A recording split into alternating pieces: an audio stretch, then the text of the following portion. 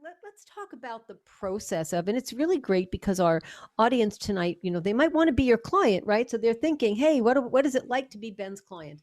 So what happens when at the end of a year, like when does this podcast, I want a podcast, I want to do a podcast now.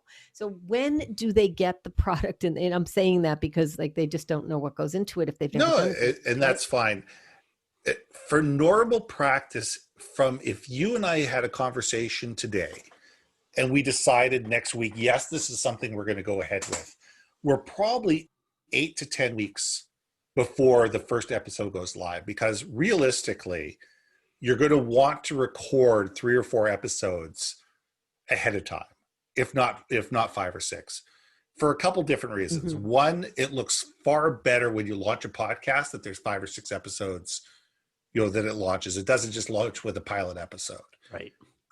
Number 2, you always want to make sure you have 2 or 3 episodes in the can, ready to go.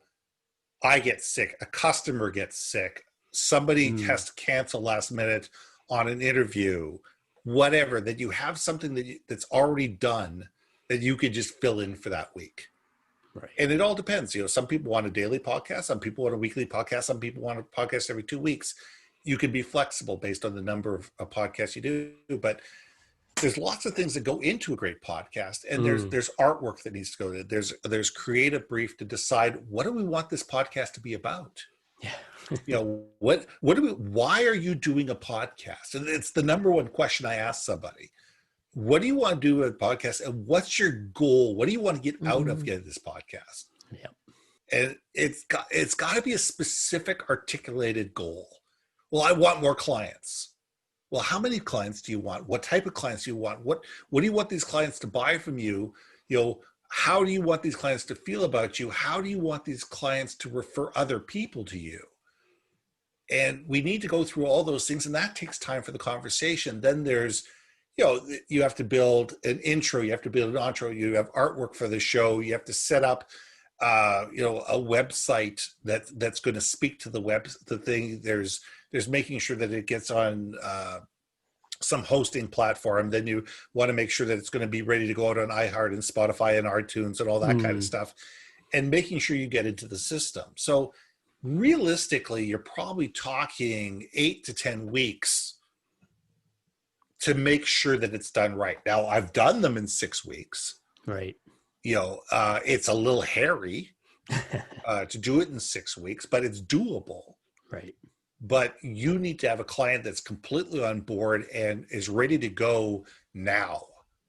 And they're willing to roll up their sleeves and take care. And you also have to say, does the client have the equipment to do the podcast? Do we need to go buy them? Do we need to go buy them a microphone? Do they need a windscreen? Do they need a boom? Are we doing a video, or are we just doing audio? And be able to, do we need to create a backdrop for them? Great what points. Are the things that they need? See, these are all the things, Joe, if we're taking notes now, if our clients are taking notes and our listeners are taking notes, they have to play this again and again and again to make a list of everything that Ben just said. Ben, we call that conception to conversion. Yes. You just gave them everything that they need to know before they go and put this together. It's not just an iPhone or whatever. No, and too many. I mean, here's the thing. There's 750 or 800,000 podcasts around the world. Yep. In supposedly about 100 different languages. The majority of those podcasts never make it past the 10th episode. Yep. And the reason for that being is lack of organization. Yeah. People not realizing how difficult it is to keep it going. It's like writing a book.